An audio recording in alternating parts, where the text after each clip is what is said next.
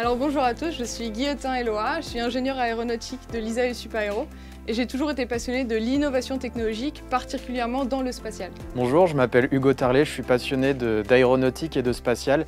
Et dans le cadre de Supaéro, j'ai pu imaginer ce qu'on pouvait faire dans les milieux de l'aéronautique et du spatial, par exemple dans les 10, 15, 20 prochaines années. Et ça, c'est très passionnant.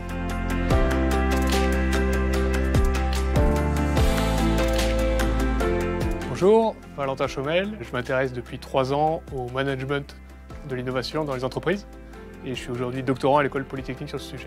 Avec Eloa, on s'est rencontrés dans un Startup Weekend, dans une autre école de la ville, et on s'est dit c'est génial, nous on est passionnés de spatial, on va faire le même dans notre école sur le spatial à Supaéro. Et donc dès la première année, on a commencé à former un binôme de pairs pour la création d'entreprises.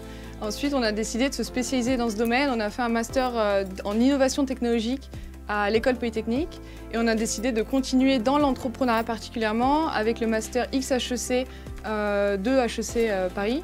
Et avec ça, on a pu partir dans l'université de Berkeley, lancer notre entreprise en plein cœur de la Silicon Valley. Moi, je travaillais dans le domaine de l'aéronautique.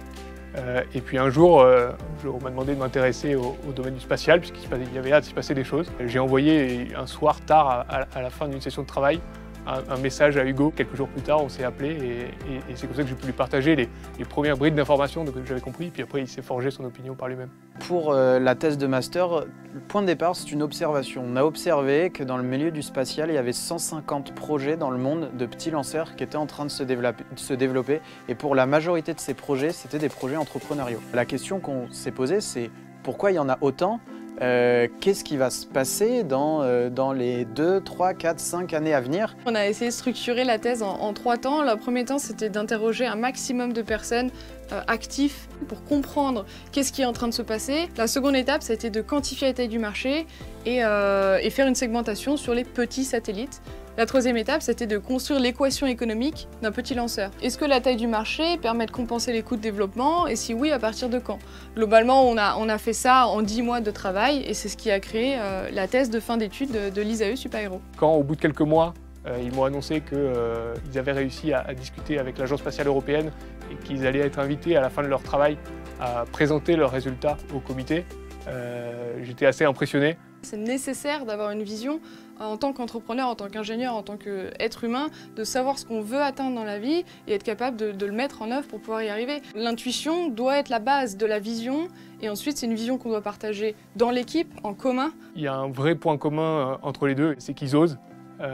Quand ils ont une idée, ils se montent un plan, ils arrivent à leur fin, même sur des sujets les plus ambitieux. Je me suis rendu compte que j'étais passionné par l'entrepreneuriat, ou en tout cas que c'était fait pour moi, quand j'ai compris qu'un entrepreneur devait dédier toute sa vie à son projet.